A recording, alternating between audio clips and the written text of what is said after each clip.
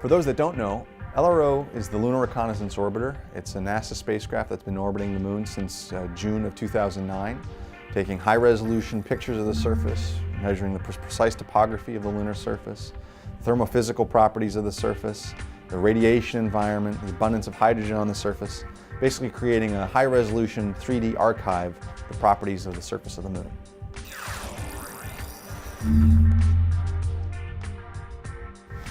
An eclipse is a unique event. It happens a few times every year.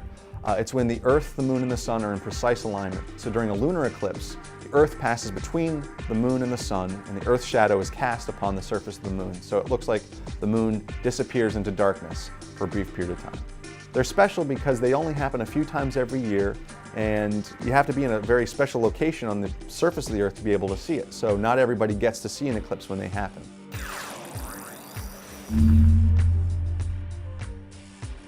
So on April 15th, there's going to be a lunar eclipse. It's going to happen very early in the morning, and it's going to be a total lunar eclipse, so the moon will pass completely into the shadow of the Earth. And as it does that, the moon will appear a certain hue of red, which is the projection of all of the sunsets on the Earth projected onto the surface of the moon. It's going to be quite spectacular and very beautiful. What we see in this animation is a recreation of LRO orbiting the moon during the upcoming eclipse. When the moon passes into the Earth's umbra, the Earth's shadow, that's when it is completely blocked from the sun, and we see the effect of Earth's sunsets being projected onto the lunar surface. That's why it turns a hue of red. When the moon comes out of the Earth's umbra, it begins to look, as we've always seen it, this beautiful, bright, gray orb in the sky.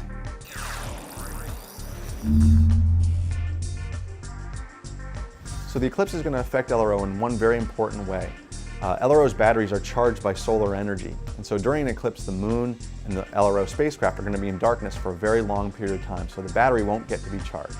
So we're going to be turning off all of the instruments on LRO so we don't drain the battery. We'll be monitoring real time how the battery is doing during the eclipse, but we won't be making any scientific observations during this eclipse. When the spacecraft comes out of the eclipse, the battery will slowly charge back up again, and then we can turn the instruments back on.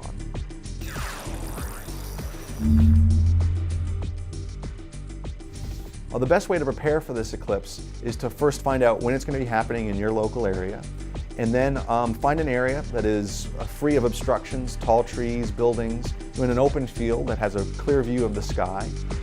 Bring a chair, something warm to keep you comfy during the night hours, and prepare yourself for a beautiful show.